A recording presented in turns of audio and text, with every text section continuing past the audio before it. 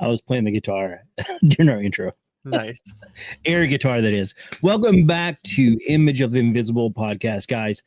So if you're here watching this right now, that means we must be very special to you because the big game is going on. You can't say what it is because I used to work in media.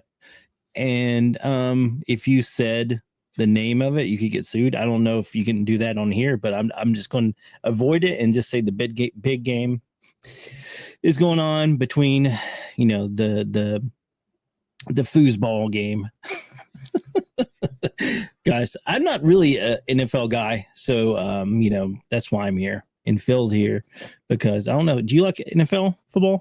Yeah, I love football. Football is probably my number one sport nowadays. I mean, I grew up watching all those different sports, but football is probably number one for sure. I'm definitely rooting for the Birds, along with a lot of other people, I think, in the country, minus the people that live in Kansas City. So, yeah, so the Eagles are playing the Kansas City Chiefs and the refs. So, yeah, they got their hands full. So, good luck to them for sure.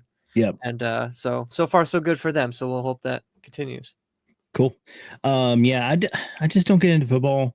I like college football. That's bigger to me because I live in a college football town. So anyways, I'm more of a soccer guy. Sorry guys. Listen, if you want to talk soccer, we can go there, but I know it's also called football as well. So yeah, I mean, it's the real kind of works. It's a real because you use your foot and a ball, not a hand and an egg-shaped object. Yeah, that is true. But anyways, guys, I digress. Welcome back to Image of the Invisible. We're going to get started here in a minute. But first, let me tell you about our sponsor, fattack.com. Guys, go there. Get all of your fat tack needs, all your fat tack needs, all of your big dude needs for body armor. They have holsters, have all kinds of cool stuff. And guys, there's a brand new shirt. I think I shared it earlier in the week on our Instagram page. I'm going to try to pull it up real quick. So I designed a new shirt. So they're doing a patriotic line. So we are starting to do that, and they're really cool. I think the first shirt I designed, it came out really nice. It's right here. Let me pull it up. It's, for some reason I can't show the whole picture, but anyways, it says "Free Till Death," and my camera won't show it because of my background. There it is. No, that's not it. Here we go. Oh, I love it. It keeps switching pictures. Why is it playing? It's playing music and stuff. Anyways, that was weird. So, anyways, there it is. You can Free Till Death. I love it. It's like an Uncle Sam, a bearded Uncle Sam. Uncle Sam, yeah, with a hat and Free Till Death underneath it for those listening audio wise. So check that out. It's really cool. My cats are swarming me as always. But yeah, fattack.com for all your tactical needs, big or small, they got you covered. Also, guys, I want to give a shout out to a company. We're not sponsored by them. It's just my cat is right here. He put his butt right in front of my face. Yet again, second week in a row. Come on, you can't make this stuff up. This is live radio, audio, video. So there's a company called Old Bones Therapy, right? Old Bones. There. Old Bones Therapy. So cool. They make all kinds of stuff for people who are getting older. Like, it's made towards skateboarders, bicycles, BMXer guys. People who grew up skateboarding know the issues. Your knees are jacked and your feet are hurting now because of all the punishment you put through. So I bought some of their insoles and some of their compression sleeves for the knees. Guys, they are awesome, 100% legit. Like I said, we're not getting paid. They're not sponsoring us. I just want to give a shout out because it really is a good product. Old Bones Therapy. Go check them out. All right, Phil, how was your week, man? My week was good. Can't complain whatsoever. It feels like not that long since we were on here, but I guess it's been like, it has been a week off and all that stuff. But I don't know if anyone noticed on Instagram, I tried to post a video every single day on Instagram, so that way you guys can always have a little bit of Image of Invisible every single day of the week. And so that was good for the show, the pod. Other than that, yeah, a good week. Just another week down, another week to go. Yeah. Excited to talk about all the things we're going to talk about. How was your week? Yeah, it's pretty good. So I have some horrible news for everyone who has been listening for a while. You may have heard of me talk about our bunny, whose name's Chewy. It's a Holland Lop. Well, he passed away on Thursday. So our baby bunny passed away, and my kids took it pretty hard. So had to take off Friday and bury him and all that good stuff. So yeah, so we had to lost our bunny, but that's it's life. He was 5 years old. They usually live to about 7. We don't know. Bunnies are they get sick, they can go really quick, and they don't have any way to communicate what's going on. Unlike other animals like dogs and cats, you can tell, but can't really tell if something's going on with a rabbit. So yeah, so that happened, but also around our area there's a lot of sickness. So my kids have off tomorrow and Tuesday, so they get 2 free days out of school because they're not sick. So that's I guess a good thing for them. I have to go to work though, so it kind of stinks for me. Yeah, for sure. Yeah. Or just as a parent trying to plan that out, especially if you have to work, that's going to be challenging finding a sitter. Or I No, mean, if they're old enough to watch yeah, themselves, then they're old enough to do it, but yeah. watch themselves now, See, which is awesome. Yeah. yeah, that oh for sure. Because imagine if you had little ones, it's like, what do you Yeah. do? What do you do in that situation? That's tough. Yeah. But yeah, condolences to losing your bunny there. It's always tough when you lose your furry friends. Hmm. You just always assume that they're always going to be there, but like you said, such is life. It does happen. So condolences for you and your family for sure. Thanks, man. I appreciate it. Mhm. Before we get into it tonight, I'm going to start off with a little supernatural news. So, guys, have you ever heard about the Gen 1 night vision that was used in Vietnam? Have you heard about it, Phil? Yes, absolutely. All right. So, guys, apparently the government banned it from use. And I was just surfing through Instagram this week, and I was just like, man, this is a very interesting story. So apparently the Gen 1 used like infrared, and it was like red, because if you see night vision now, it's usually green. Well, apparently the first used red, red night vision. I don't know what the technical term for it is, but apparently they could see entities using this. Hmm. They're around like in another realm, say the spirit realm. I guess I don't know how that works, but apparently they could see it. And there's numerous stories out there about helicopter pilots would be flying, and they said they saw these winged demons flying in front of them, and like chopper gunners would like just start blasting, and and they were like, what's going on, what's wrong, is there enemies? Like, there's this demon flying towards me. That's crazy.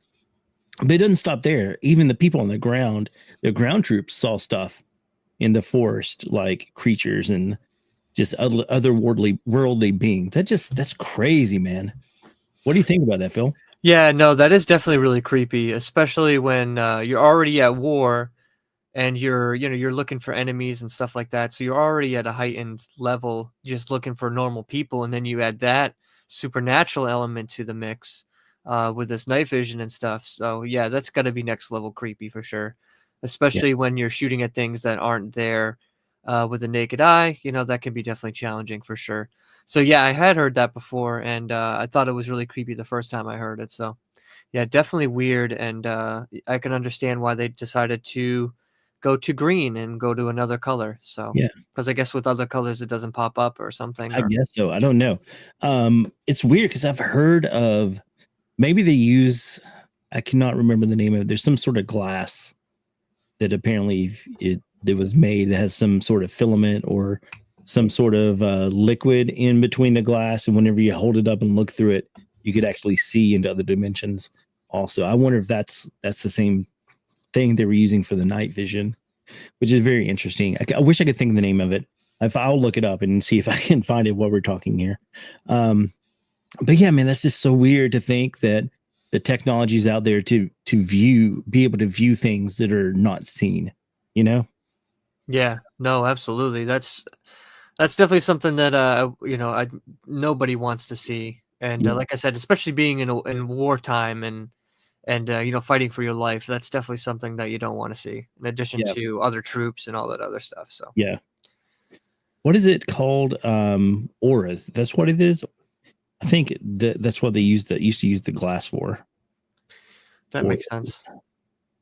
let's see if I can reveal glass. No, this is Pokemon.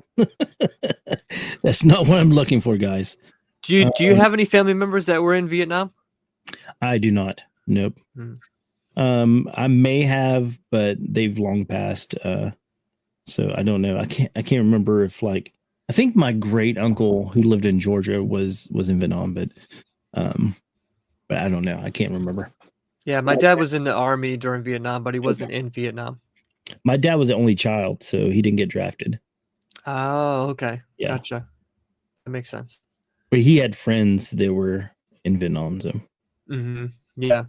Yeah, that matches up like time wise. Yeah, yeah, yeah. Because my dad was in West Germany at the time, so really. yeah, he was fighting the Cold War on that side of things. So yeah, and I think he volunteered to be in the army, so which is why I think he ended up being in like West Germany instead of Vietnam. But he was serving during the Vietnam War, like the tail end of the Vietnam War, maybe 71, 72, something like that. That's cool. Hmm. So all the cats are visiting me. This is Coco. Hey, Coco. I heard her. This is a different cat than the other one was T'Challa that was here earlier. So Cute. Coco, say hi. But anyways, I wish Cheddar would come by, our newest addition to the family. But Oh yeah, the little orange cap. yep, he's getting big. Oh really? Getting big Yeah, quick? yeah, he's. I'm surprised. Oh, he's right here. Hold on, I'll grab him. Why not? Yeah, we've seen almost all of them. Come here, buddy. Come here. Look how big this guy's getting. Yeah, he is gotten big. Yep, he's a big boy. That's awesome. How old is he now? See, when did we get him? November. November. Hmm. So since November, I don't know. Well, however, yeah, because he must have been a few months old in November at least. Yeah, he was still very small when we brought him home. Hmm. Yeah, He was small enough to where he couldn't get spayed, so or neutered, yeah. whichever. So he was probably only a few months old, Mhm. something like that. So yeah, I mean, it's crazy. November is already a long time away now. Yeah, I It's know been it's crazy. flying by. It's been absolutely flying by, and it will too. Before you know it, it'll be like spring. I know. So yeah, crazy. Yeah, Anyway. man, there's just a lot of weird stuff, guys, going on right now. Oh yeah, for sure. For sure. Everything Yeah. from all the different plane stuff. Oh my gosh. And I have a lot of anxiety about that because I'm about to fly, not just once, but numerous trips. So I just keep me in your prayers because I don't like to fly. First off, Mm, and this just has my anxiety just skyrocketing. So yeah. No, for sure. I know just because there's been just so many things in a row, between the yeah. Alaska one that disappeared, well, we're going to get kicked off YouTube, but the alleged plane crash in Philly and then the collision over in DC. Mhm. Because the one in Philly is just kind of weird, I think. Yeah, It doesn't look like a plane to me, but it looks like a missile, but I don't know. yeah, who knows? Yeah, exactly. I But mean, we've been kicked off YouTube before, so yeah, whatever. Looks like Laura's just booked a plane ticket like an hour ago. gosh, Laura, I'm with you. Eesh. Yeah. Yeah. Yeah, but it is what it is, Yeah. The Lord's with you and you just I have gotta to go to Vegas, and when I get back from Vegas, I get back on Friday, and then Monday I go to Miami. So mm, it's all for work. So it's going to be I mean, just it's going to be fun, but it's going to be nerve wracking at the same time. yeah, you'll be happy when you get your 2 feet back down in Tennessee. Yeah. Yeah. So let me talk about this real quick. So there's another weird thing going on that I heard on Instagram. Apparently, Netflix is releasing a documentary about Ohio vampires. Have you heard about this? No, I have not. So apparently, there's a part. I think it's Columbus, Ohio. If I may be mistaken, but there are covens of vampires that live in Ohio, which, I mean, Ohio is kind of a weird place anyways. There's a lot of weird stuff that goes on there. But man, I mean, people are like, oh, vampires aren't real. Vampires are real. I hate to tell you this, but they are definitely real. And it's not like the movie vampires that you see. They're actually part of like the satanic church, and they actually drink blood and practice blood drinking. And apparently, if you go up the ranks in Satanism, there's a point where you get to choose your path, and you can become a werewolf or a vampire. I don't know how the werewolf works, but people say that you can actually physically change. I don't know how, through demonic ways into a werewolf. I don't know. I've never. Tony on his show talked about it once, but I really don't know like what that would entail. But I know skinwalkers are a real thing. So I mean, evidently, it's transforming is a thing that could happen. But yeah, so vampirism, Netflix documentary. Keep an eye for it. I'm very excited because I'm fascinated by the lore of vampires. I don't know, just ever since a kid, I've been into it. But man, it's so crazy. Oh yeah, so we're definitely getting kicked off YouTube. Yeah, but that's the same things. Yeah, exactly. But yeah, it's so weird. Oh, I'm gonna say something else. So, speaking of like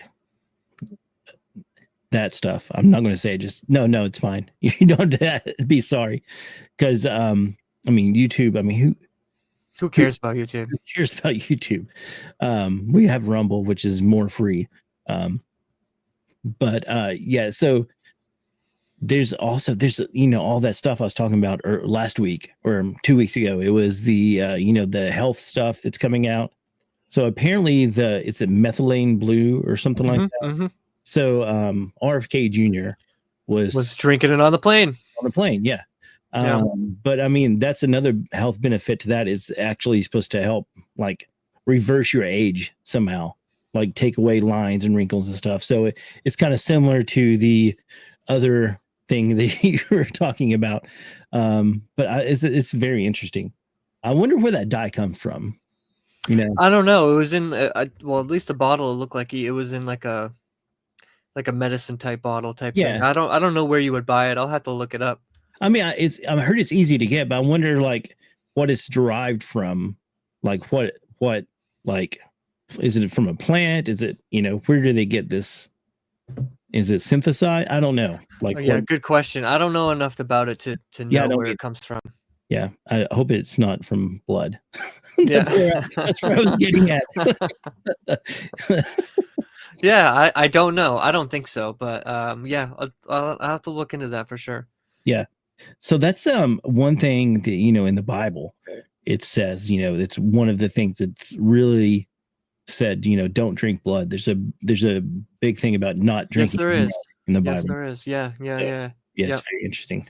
Yeah, makes you wonder for sure. And going back to the satanic cult stuff, the book I'm reading, He Came to Set the Captives Free. Oh yeah. Talks about the brotherhood, they call it, and specifically mentions the vampires you were talking about and the werewolves and all that kind of stuff. Oh, does it really? Yeah, it does. It specifically mentions it in there. So I don't think you're that far off with that. Yeah. So, and they do some pretty evil, sadistic things. I mean, Church of Satan, what do you expect? But yeah, no, they do a lot of stuff, and it's quite shocking, this book.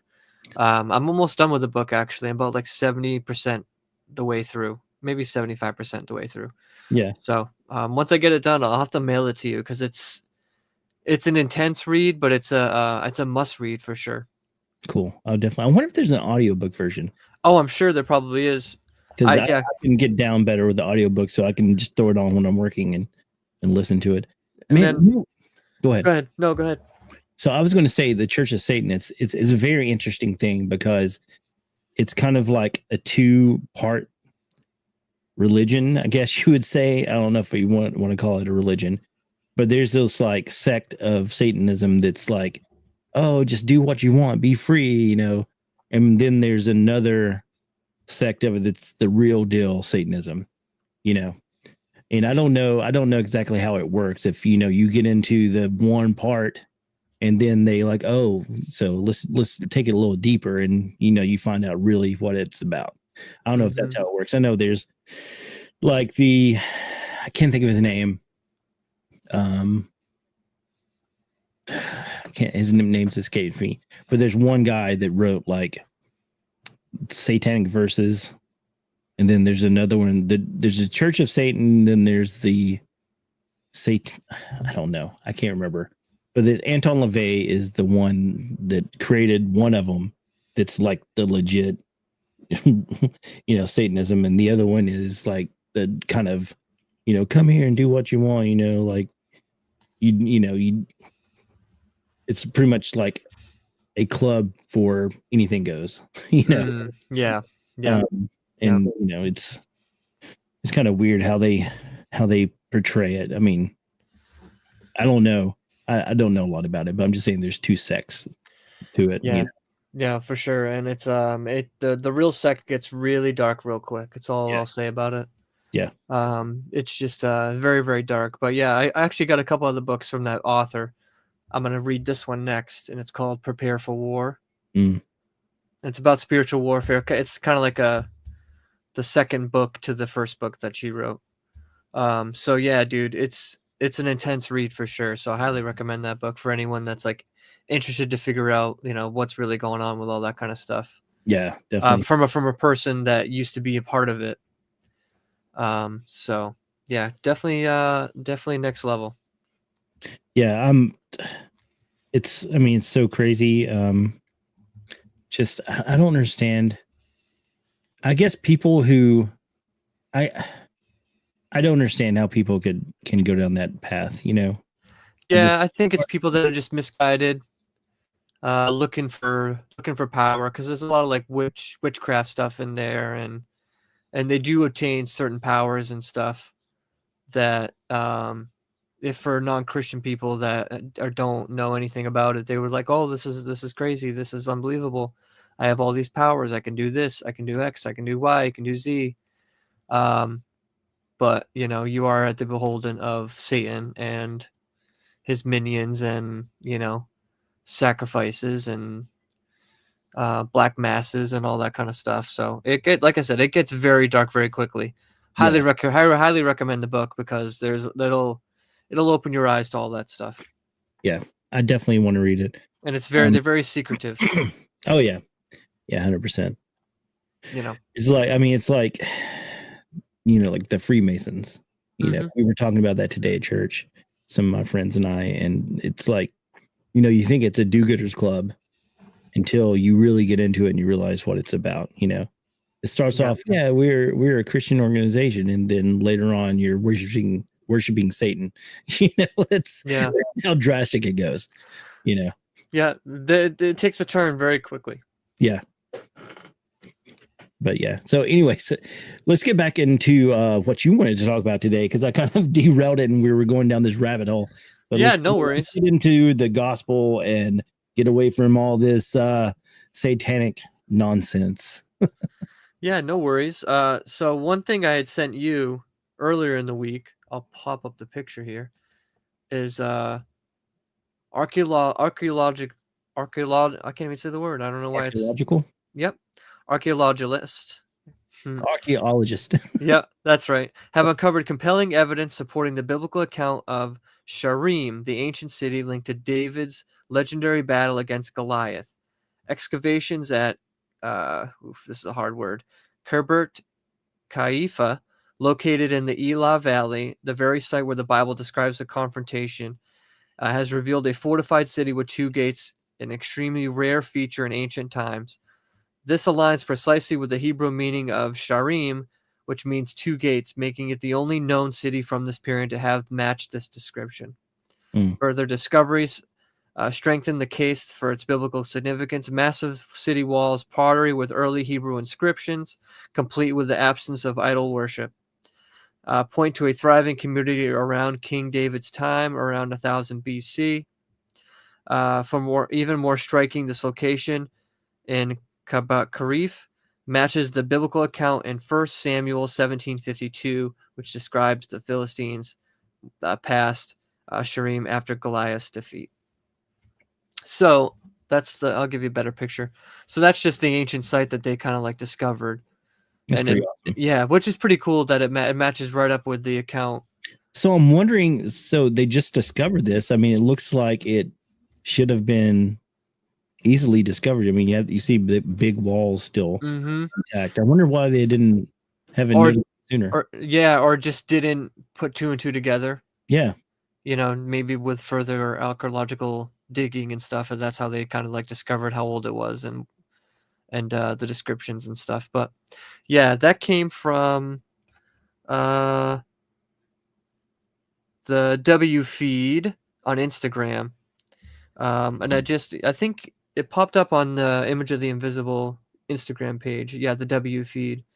So yeah, it was a pretty cool little whatchamacallit.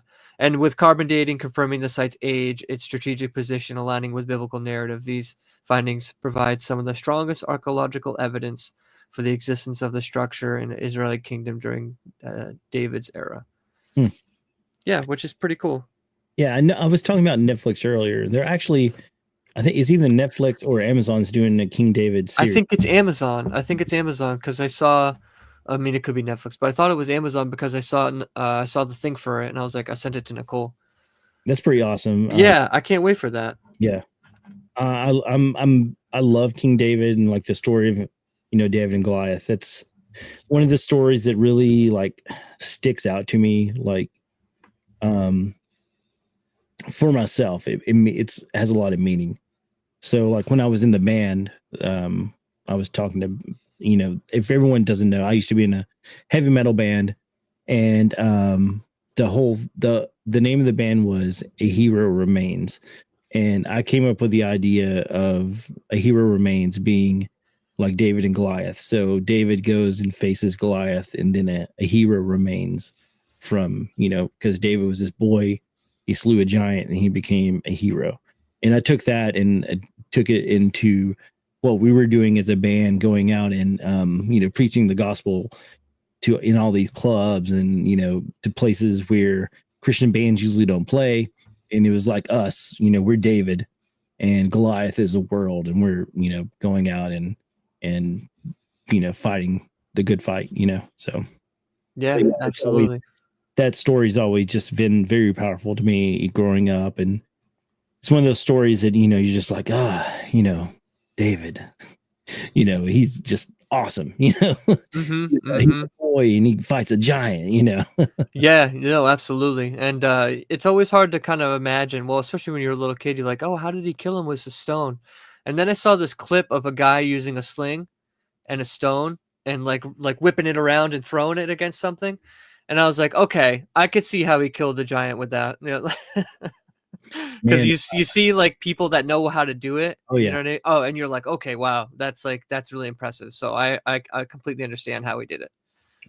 So there, it was either on Free the Rabbits or on the Confessionals, but there is a really, really good. Joel Thomas goes into like a really good breakdown of like David and Goliath, about these stones that he may have used and how they could have been, sent by God. Because I think, I don't know. I'll misquote everything because it's been a long time since I read it. Apparently, it was some red stone or something that some specific type of stone that he used or something.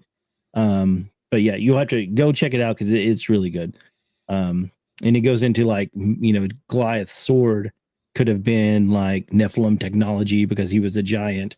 Because whenever David picks up his sword, the sword is a giant sword, right? For a giant, and he's a boy. Oh yeah. Yeah. So, if it's Nephilim technology, he could pick it up and it would, change to the size of David. And so, because David wielded that sword for a long time, I think, if I'm not mistaken. Yeah. But yeah, so I mean, there's a lot of stuff about there that it's really cool. Just Joel Thomas, Free the Rabbits, or it may be on the Confessionals. But check it out. No, that's awesome. Yeah.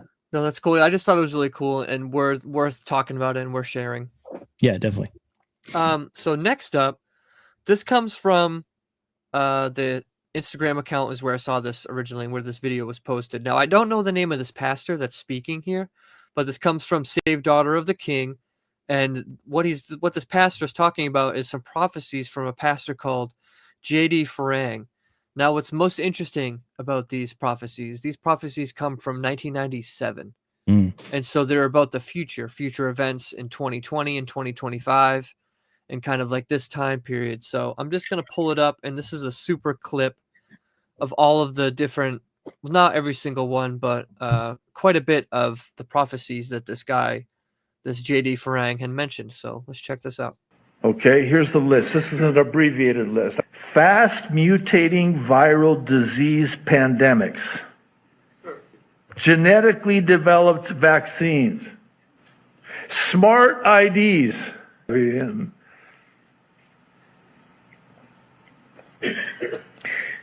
DNA database track DNA chips. Gene-based pharmaceuticals. Transmitting genetic instructions for a disease process.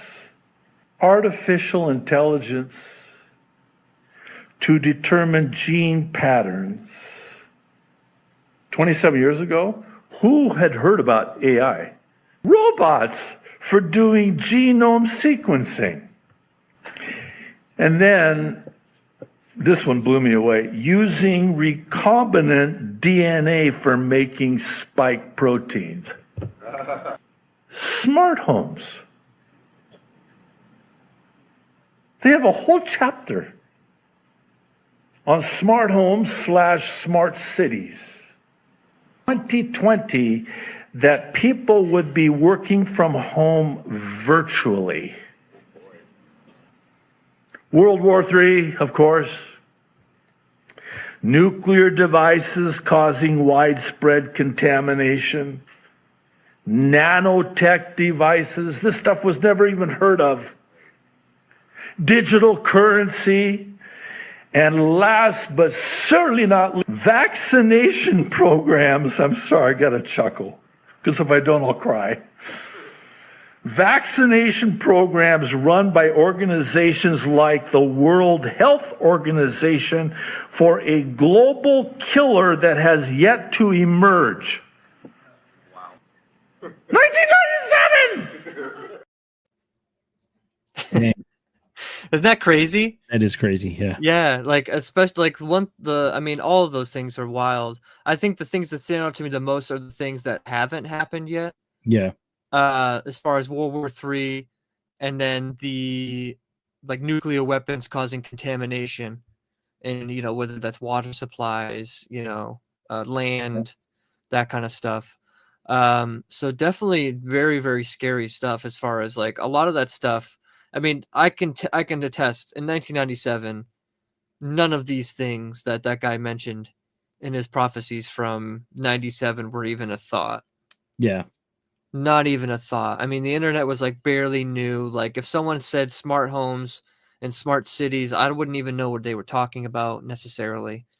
I mean, even the robotics and gene sequencing, AI for that matter. I mean, of course, like there was Terminator and stuff like that. Yeah. But like, I don't know. A lot of that stuff it just really shocked me. But what do you think about all that? Yeah, man, it's crazy. Definitely. I mean, in 97, I'm trying to think what movies were out that kind of predicted some of that stuff too. Because there's a lot of stuff out there that the Hollywood released movies to kind of get you prepared for the future, of what's going to happen. Like you said, Terminator. A lot of Terminator is science fact now. With the AI and the machines taking over, and it could happen, like for real. Yeah. Well, and like how specific he was about the vaccination stuff. Oh yeah. And how they made it. Of course, everyone knows the spike protein stuff, and they know the technology that they use to make all that stuff. Like he mentions all of that stuff, and that's from 1997. Yeah. And I'm sorry, there's no way, even if you were just throwing stuff out there, there's no way you would know all that stuff. Yeah. In 1997. Yeah, There's true. just no way. So, and yeah, so the working from home thing, Yeah, that's weird. That's definitely weird. that's very specific, and that's like after 2020 that became a real, a real big thing. Is working from home and all that kind of stuff. Yeah, Which because I mean, back then, we didn't have. I mean, was we Skype didn't. around? I don't think Skype was even around, right? No, No. no, no. It would have been like AIM Instant Messenger and Yeah, but not like not video on that level. calling or No, no, not no, to not that at extent. all. Not at Yeah, all. No, it would just be through email, like messenger chats. No video chat was available. I mean, not even Skype wasn't even invented till must have been the early 2000s or something, or maybe even a little bit later than that when Skype became available. So yeah, like no, I don't think any of those things were around. yeah, it's weird. Really, really weird. Yeah. AOL. Everyone knows AOL. Yeah. One thing also in the news I saw that kind of goes along with that, the DNA manipulation and stuff, is someone said that Japan is starting to do like DNA experiments with like crossing human and animal hybrids, making human animal hybrids in like in the laboratory, I guess. Test tube, I guess. Yeah, like test tube babies. Yeah, but like human animal hybrids. I want to say it's already started. And you said in Japan? Yeah, I'm looking it up. Human hybrids in Japan. Oh, Laura heard that on the Brotherly Love podcast as well. Oh, really? Okay, so yeah, you're definitely onto something. Yeah, which is it's really crazy. Chimeras. Yeah, chimeras. Yeah, Chimeras. yeah. I'm trying to find. I'm looking it up right now online. I can't find anything like an actual news story. I don't want to quote it. Wait, here we go. No, that's from 2019, but still. Japan improves experiments that would create animal-human hybrids. And that was in 2019. Jeez. And so, yeah, imagine how far along they are now. Yeah. That's crazy. But that's one of the things, that was said to take place during Noah's time was, these hybrids, these experiments that Nephilims were doing on humans and animals. Because it said that the giants, they sinned against human and animals, I think was what it said. Yeah, the corruption of all created things. Yeah. Mm-hmm. So which would lend to the revelation, so as in the time of Noah, so is the coming of the Son of Man, mm-hmm. coming. So yeah, definitely some creepy, scary stuff. And speaking of movie clips, earlier in the week I sent you that movie clip from that 1981 movie called My Dinner with Andre, and I thought that was a chilling clip. Yeah, gosh, dude, it was crazy. Yeah, and that's from 1981. I do have that clip if you want me to play that. Yeah, go ahead and play it. So it's it's like 3 minutes long, but that's okay. I think it's worth it. Yeah, check this out, guys. Okay, yes. We are bored. We're all bored now. But has it ever occurred to you, Wally, that the process that creates this boredom that we see in the world now may very well be a self-perpetuating, unconscious form of brainwashing created by a world totalitarian government based on money, and that all of this is much more dangerous than one thinks, and it's not just a question of individual survival, Wally, but that somebody who's bored is asleep, and somebody who's asleep will not say no? See, I keep meeting these people. I mean, just a few days ago, I met this man whom I greatly admire. He's a Swedish physicist, Gustav Bjornstrand, and he told me that he no longer watches television, he doesn't read newspapers, and he doesn't read magazines.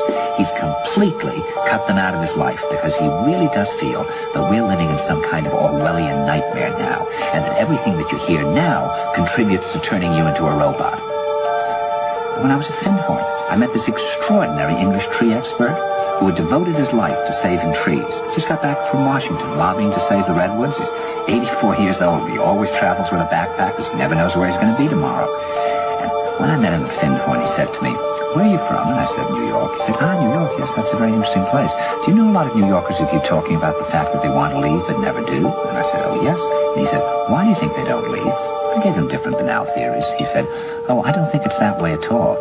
He said, I think that New York is the new model for the new concentration camp, where the camp has been built by the inmates themselves, and the inmates are the guards, and they have this pride in this thing they've built. They've built their own prison, and so they exist in a state of schizophrenia, where they are both guards and prisoners, and as a result, they no longer have, having been lobotomized, the capacity to leave the prison they've made, or to even see it as a prison. And then he went into his pocket and he took out a seed for a tree and he said, this is a pine tree. He put it in my hand and he said, escape before it's too late. See, actually for 2 or 3 years now, Chiquita and I have had this very unpleasant feeling that we really should get out. And we really should feel like Jews in Germany in the late 30s. Get out of here. Of course, the problem is where to go, because it seems quite obvious that the whole world is going in the same direction.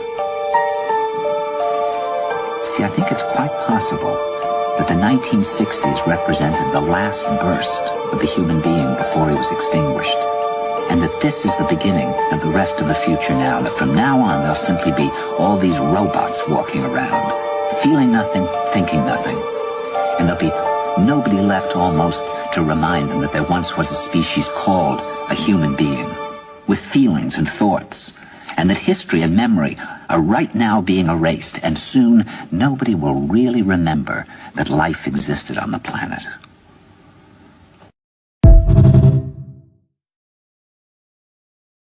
Instagram.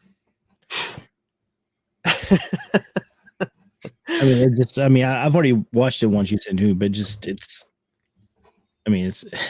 a lot, to think about. No, for sure. I think Laura says it best. Chills. No, I know, because we're all a part of that, in some form or fashion. Because money is I want to say money's our god, but money is probably the most important thing in this world. Yeah. Because without it, unless you're living off grid, which is like, even that is hard to do. You got to give up to Amish people. They probably live off grid more than anybody, but even they are subject to money still. Yeah. And the Amish is that's a big rabbit hole to go down to. Mm-hmm. The Amish mafia and stuff. It's scary, the stuff that they do. Yeah, for sure. And we're not talking about the TV show either, because obviously there's a real, like a legit, like real one. Yeah. And it's a lot scarier than that TV show. Yeah, no, absolutely. For sure. So yeah, I saw that earlier in the week while I was waiting for a stop, and I was like, I've never seen that movie, which makes me want to watch that movie to see what the movie's all about, to be honest with you. That one actor, he's a really good actor. The guy, not the guy that's talking. The other guy. Yeah. He's in a bunch of like 90s movies as like a parent. Like there's the one movie where the kids lock their parents in the basement. Yeah. To try to make them get back together or something like that, to try to make their parents get along or something. And he's one of the dads in that movie. So like that's where I remember him from the most. I'm sure he's been in a bunch of movies though. The Princess Bride. That too. Terrible. yeah, that too. Yeah, he has such a funny voice. Yeah, that actor. I just thought it was interesting enough to play and get out there and get everyone's minds thinking, to break out of the prison that we call this life. So yeah, gosh, crazy. Yeah, it's a lot, man. That's a lot to wrap your head around. Yeah, for sure. All right. I just had the one more thing, and it's our good friend Dan Moeller again. And Dan Moeller's in this clip. He's talking about Romans 1:17, and that scripture is, for it in the righteousness of God is revealed from faith to faith, as it is written, the just shall live by faith. And that's a reference to the just shall live by faith is a reference to Habakkuk. I think I'm saying that right. Habakkuk 2:4, which it says, look at the proud, they trust in themselves and their lives are crooked, but the righteous will live by their faithfulness to God. So that's kind of like referencing those two verses. And he's going to be talking about Paul here and talking about righteousness and kind of about talking about what Paul kind of stood for. And I'll draw some correlations between this and how we are afterwards. But here we go. And I'm not ashamed to declare to you in this society that there's a gospel, there's good news, that a man's made right just simply based on what God did and man believing it. I'm not ashamed to tell you that's true. You have to understand that all the persecution, all the whippings, all the beating with rods, the stoning, and all the things Paul went through was because of that one message. It must be a big deal, Pastor. This has to be some kind of phenomenal connecting link. This has to be hugely important if Paul went under that kind of pressure for declaring something. That's astounding to me. 39 lashes. If you guys looked up the history of how those whips were made, the shards and the things that were in those cords and the way they were constructed and the damage they did to the body, I don't know who's ever looked into that. But it's pretty brutal and sadistic and barbaric. And a lot of people died by the time they got 39. Can you imagine being so bold that you proclaim the gospel of righteousness and they rip your back open after pushing you over a post and they rip your shirt open, and then they give you 39 of them. And then you're going to get up and preach the same thing. Come on, we get embarrassed in a crowd. We feel self-focused on self-conscious at times. We don't want what people think. Come on, get real with me. I'm not being mean. I'm being relatable. This man is either totally loco or he sees something. They're going to tear his shirt open and beat him, and he's going to get up and preach the same message that got him beat. He must already have won. Like he's home. Do you get what I'm saying? Come on, he has to be. He hungered and thirsted for righteousness. He's filled. Now he's persecuted for it. Blessed are you. What's the persecution intended to do? Change your belief. Calm you down. Simmer you down a little. Get you to back off and reevaluate. Yeah. So, yeah, many things in there that you could take away. Obviously, Paul speaking about, being made right through God by believing in God and believing in what Jesus did and being made righteous through your faith in him, and which just means with right standing with God, getting beat and standing up and preaching the same message over again, and the correlation he says between us and him is like, but we're afraid to even talk to people about the Lord and the gospel and the message because we're afraid of what people will think of us. And I'm not just saying me, I'm saying like, I think he means as like in a general statement, because I think a lot of Christians are like that, and, but what did you think about all those? There's a lot in there to break down, but what's your big takeaway? I don't know if we talked about it on here, but I talked to someone recently. It may have been on here, you and I. But the proof of the gospel, the proof of Jesus, these guys, went to death. Eventually got beat, got, crucified upside down. All this stuff. If they didn't believe that Jesus was real and that he was the Son of God, they wouldn't have went through all that punishment, They wouldn't have done it.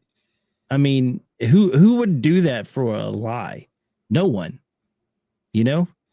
Mm-mm. It has to be true. That's one thing that is when someone asks me, what's the proof in God? I was like, look at all these guys that, went to their death because they knew who Jesus was. That's proof enough. They're not going to do that unless they believe. Yeah, no, absolutely. They saw it with their own eyes. They no, knew. yeah. No, And we're talking about guys that one of them got boiled alive, one of them got dragged through the streets until he was dead, stoned to death, hung, crucified upside down. Didn't one of them have like pretty much his skin ripped off? Yeah. Mm-hmm. Yep. So yeah, each one of them. Not only that, Jesus has more witnesses that saw him after his death I mean, there's more witnesses that saw Jesus after death than we have for a lot of historical figures Yeah. that everyone believes are real, like Alexander the Great, or you name it, and any historical figure. There's more evidence for Jesus being real than a lot of historical figures that people wouldn't even think twice of. Yeah. And to think that these people were real. So, I mean, I think that's a huge part of it. But I mean, Paul hungered and thirsted for righteousness, and and it was very clear by the life he led, and just like I said, he didn't love his own life unto death, and that's what we're all called to be, like that. But I'm afraid for Christians if real persecution actually comes to America, because I don't think a lot of people are strong enough to, I think they would say that they're like, oh yes, I would die for Christ, or I would stick up for Christ, or you read, the disciples, and right before Jesus is about to get crucified, he's up on the Mount of Olives and he's praying and stuff, and all of them are like, no, Jesus, I'm going to stay with you to the end. I would die for you. I'm not going anywhere. And they fall asleep, Yeah. Fall asleep. Not and once, but not one. They all fell asleep. yeah. All of them. And so it not once, but twice. And then Jesus is like, well, you might as well just sleep now, So like, whatever, he just like kind of just like, all right, well. And then, one of the greatest disciples of all, Peter, he was emphatic. He was like, I'm not going to betray you, and then Yeah. Jesus basically tells them, hey, you're going to betray me 3 times. You're going to deny who I am 3 times before the rooster crows. And lo and behold, he does. And so that just kind of goes to show you like how weak we as people can be, and how much we need the Lord in those kind of moments, because under our own strength, we can't stick up for the Lord and stuff like that. But I think it's just so important that we not only preach the gospel and reach out to people as much as possible, but to believe that we are made right by Him for what He did, not for what we're doing. Yeah, exactly. So I just thought it was a great clip, and just kind of like a challenging clip, I would say, to any Christians watching this or listening to this now. Get out there, and even if it's on a small level, get out there and start ministering to people and start. You don't have to because I think some people, I mean, for me too, I think you get overwhelmed. You're like, how am I going to do this? How am I going to start with something small, like those little Jesuses that I hand out? Start there, or start something like that. Start small. And then, like in the Bible, it says, if you're faithful with the little things, the Lord will increase it and give you bigger things to do. So start small. You don't have to go out there and try to pray for every single person you meet or save every single person you meet. Start with one person. Start with one act of kindness. Start small. And then from there, be like, Lord, I can't do this. You're going to have to help me do this. And lean on Him. Don't lean on yourself, because you try to go out there and do it yourself, it's not going to work. But if you lean on Him, you trust in Him, He can do it, and He can help you get that seed planted. And then, because I feel like as you start to do it, you'll get stronger and stronger and stronger, and you'll be able to, finally cross that threshold and kind of, just die to yourself and just be like, who cares what people think of me? I'm gonna go for this, So that's just a challenge for people out there, and a challenge for myself as well. So we're included in this too. Don't think that, we're just preaching at you, but I say these things to talk to myself too, or pep myself up as well. So yeah. Another thing, approach it with kindness. There's a saying that I love, and it's love the sinner and hate the sin. Don't hate the person because they're living in sin. Hate the sin that is controlling their lives, and show up and, help them, and, show them. I mean, if you don't want to go up and say, tell them about Jesus, just, live your life so it reflects Jesus to them. And that's the easiest way. Then, I had someone a long time ago.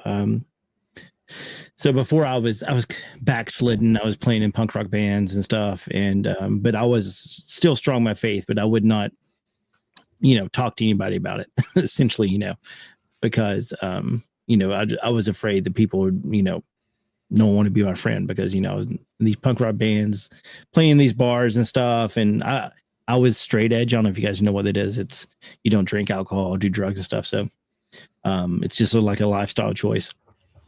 And this guy in the band, they knew I was a Christian, and what I believed. And we were sitting around one night writing songs or something. And his name's Matt. He was our drummer. And I'll never forget this. And he said, Jason, if more Christians were like you, then, I would, I may be a Christian too, because most of them are very hateful, which is true. I mean, the most street corner Christian or street corner preachers come off very abrasive. If you just show a little love to someone, it goes a long way. It can change that heart. It can make that heart, the hardened heart, just melt a little bit. Just a little kindness. That's all it takes. Yeah, absolutely. And despite how you're treated too, that's huge. Yeah. If you get treated horrible, and you react in a kind and loving way back to that person, they are going to be in complete shock, because it's going to be the exact opposite of what they expect, how somebody would react or how they would react in that situation. And that could show somebody's God's love, to be like, oh, well, there's something different about this person because they're reacting in a completely different way than I've ever seen before. Yeah. And that can be a seed planted in somebody's heart. So yeah, absolutely. So of those things it's are great. Little things, I mean, a little Jesus goes a long way. Like you said, little Jesus is your hang up. No, for sure. And it really does. It really does. I handed a few more out to a couple more coworkers and this past week, and all of them were very happy to get it, and it created some conversations between me and one of my coworkers, and him basically telling me that he's never really thought about like believing, but he has like a couple like saints in his truck that he has, like I can't remember which ones they were, but he's been praying for something. He's never really prayed before, but he's been praying for something recently, and he's like, oh, this must be a sign, you know what I mean, that I've been praying, and all of a sudden you give me a little Jesus. So so like I said, you never know where people are at, and if you don't step out in faith, then you might miss that opportunity. So I challenge everyone out there, step out in faith this week, even if it's in a small way, and the Lord will meet you more than halfway, and help you. Yeah, definitely. So, yeah, absolutely. And just like that, looks like the Rumble. Yeah, I was reading that. Yeah, that's weird. I don't know why the Rumble stream ended. Well, that's okay. We're pretty much wrapping up anyway. But yeah, that is kind of weird. I wonder if I was like, oh, that's weird. I'll have to check that out. Yeah. But anyway, yeah, I think that's all I have for this week. Yeah. Yeah, unless there's anything else you want to talk about. I think we're in a good spot. Yeah, I think so. Yeah, it's great to see people on here, to see Laura and Deborah. I know that they have listened a lot in the past, and since we were off YouTube for a while, I don't think they were getting alerts or whatever on Rumble or whatever it was, but it's good to see you guys. Yeah, absolutely. And so always good to have that interaction. Always good to see those ladies in the chat and stuff, because they're always there, and so we really appreciate that. Yeah, definitely. I mean, especially for Super Bowl Sunday, you can't complain. Like, everyone else is watching the game besides very few people. So yeah. I feel like this week will be one of those weeks that a lot of people are watching, probably are listening after the fact. But great to see you as well. And yeah, another great week of Image of the Invisible. Yes, indeed. I'm looking on here to see. It says we're on Rumble right now. For the rest of my days, so I don't know. Yeah, that's weird. Maybe it could just be an error. Maybe, I don't know. Anyways, guys, I go down these rabbit holes, and I lose my train of thought. Yeah, no worries. Yeah. So actually, I'm glad I'm remembering. Next week, we're going to have a very special. We're going to be on next week. We're going to have a very special guest next week. Jerry Marzinski, the man that wrote this book right here. A Amazing Journey into the Psychotic Mind, Breaking the Spell of the Ivory Tower. I've read this book. I actually had a session with Jerry as well, so we're going to be talking about his book and whatever else that comes up, but primarily a lot about this book, which I think this book is absolutely incredible. We've already done kind of an episode on this book already, so it's going to be great to talk to him. Oh, this is that next week, or is that 2 weeks? I think it's the 16th, which I think is next week. Which is good because I'm glad, because I was going to be out of town.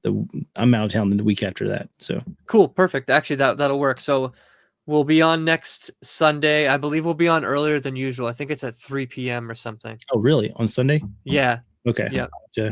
I need to remember that. Yeah, I'll send you a text to remind you. It's just when he was free. Yeah. So yeah, 3 p.m. next Sunday, we'll be talking to Jerry about his book. Awesome author. We've got some clap hands from Laura, and not only that, Deborah, I think, said something. Who's praying us out? That's actually not a bad idea. Jason, you want to pray us out, and then I'll end the stream. All right, guys. Deborah, Laura, do you need prayer for anything? Let me ask real quick. Great question. Or if anybody else is listening, feel free to add in the chat. Yeah, for sure. If not, no big deal. Okay, I'm going to go ahead. All right. Sounds good. Lord, I just want to thank you for just giving your son and just coming to earth as man and dying for our sins. Not a lot of people can say that they have a God in heaven who showed up on earth as fully man and fully God and died so that we can live again. That's just an amazing thing. And I just want to thank you so much for that. And Lord, just be with us this week. Because it's, who knows where the world's going to go. It's a crazy time out there. There's wars, rumors of wars. There's, the Euphrates is drying up. There's, all the signs are there pointing to your return. And we're all eager for you to come back, Lord. Just be with all of us and help us to be bold and to share your gospel. And Lord, I love you, Jesus. I love you so much. And I thank you for everything you do. In the name of your son, Jesus, I pray. Amen. Amen. Awesome. We will see you guys next week. Until then, good luck, Eagles, and peace. Peace.